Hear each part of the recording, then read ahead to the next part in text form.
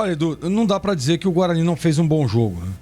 É claro que desde o começo da partida a gente percebia a intensidade, um time aguerrido, querendo, buscando, criando, né? E a prova disso foi que o melhor em campo foi o goleiro do Goiás, o Tadeu, né? Que fechou o gol. E ele fez, olha, assim, ó, milagres foram 3, né? Fora as outras defesas que ele fez ali, importantíssimas, ajudando a equipe do Goiás a vencer a partida e conquistar o acesso, né? Porque a vitória deu acesso ao Goiás. Nós vimos aí a comemoração de todo mundo. O Tadeu, inclusive, muito emocionado ali. Acho muito legal isso, né? O comprometimento. Você vê que, Edu, eu estava falando, né, sobre a concentração, né? Sobre o cara estar num estado de hipnose, né? Do cara estar 200% ligado na partida.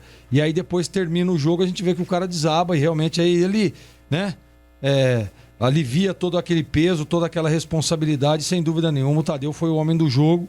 Agora, para analisar a questão do Rafael Martins, é claro, lembra aqui aquele jogo do Vasco, que ele acabou pegando pênalti, que ele acabou fazendo defesas importantes também, ajudando o Guarani, mas a gente sabe que o momento decisivo é que vale, né? O momento que você precisa, como aconteceu com o Goiás hoje, pô. O que aconteceu com o Goiás hoje? Três milagres do seu goleiro. Porque o Goiás precisava do acesso. É um jogo decisivo. Precisava subir. E aí a hora que você precisa do goleiro, é complicado. Ainda mais no momento decisivo, né? A gente tem que ter, claro, muita cautela em analisar. Eu que particularmente fui goleiro, especialista na posição, a gente sabe que não é fácil. A gente sabe que eu percebi o Rafael Martins meio desconcentrado, não desconcentrado, né? Mas assustado, digamos assim. Porque o primeiro gol que ele toma, teve o desvio do Pablo. Ok, teve o desvio do Pablo, mas ele tocou na bola, ele chegou inteiro na bola. Ele erra o movimento, ele retarda um pouco a explosão do braço para que ele pudesse fazer a defesa, e isso mostra, né, que o cara tá com o emocional, não tá em dia, né?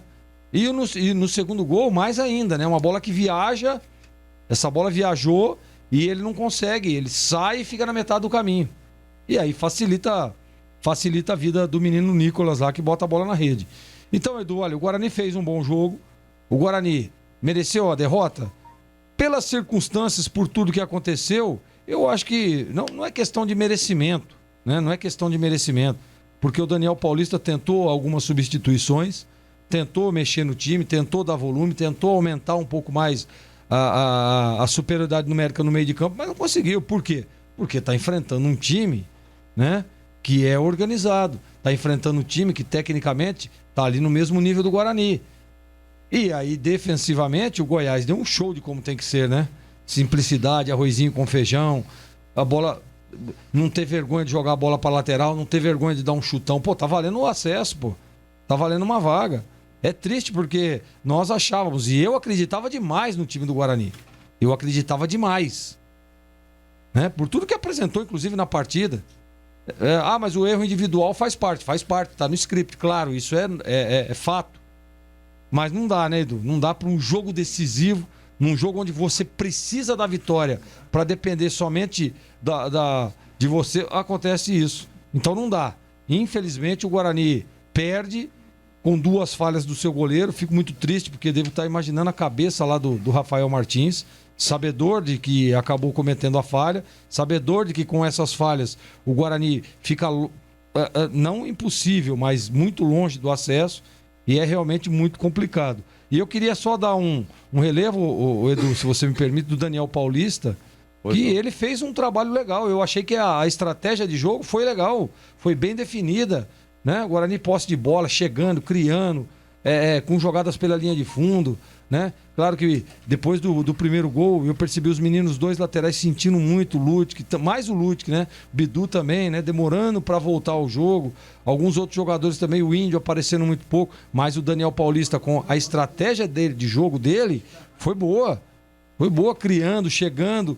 Só que aí enfrentou o Tadeu, que é um paredão, que acabou fechando o gol, né? E teve, infelizmente, a infelicidade do seu goleiro de falhar nos 2 gols. Mas, olha, Edu, não tá nada não está nada definido.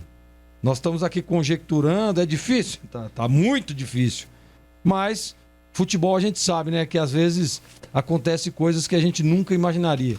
Então, vamos continuar aí vendo uma possibilidade de acesso para o Guarani nessa última partida contra o Botafogo, Edu.